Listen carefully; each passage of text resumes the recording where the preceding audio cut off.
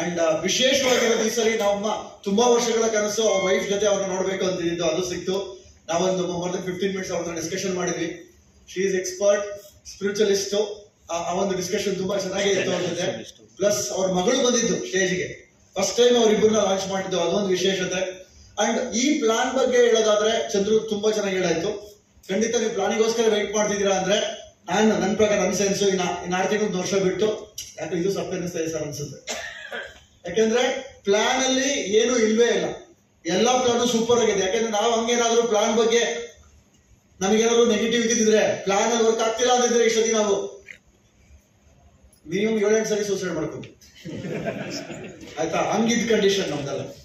Okay, and ಇವತ್ತು ಸಹಿತ ಎಷ್ಟೋ ಜನ 28 ತನಕ ನೋಡಿ ಆಮೇಲೆ ಡಿಸೈಡ್ ಮಾಡೋಣ ಅಂತ ಬಂದಿದ್ದೀರಾ.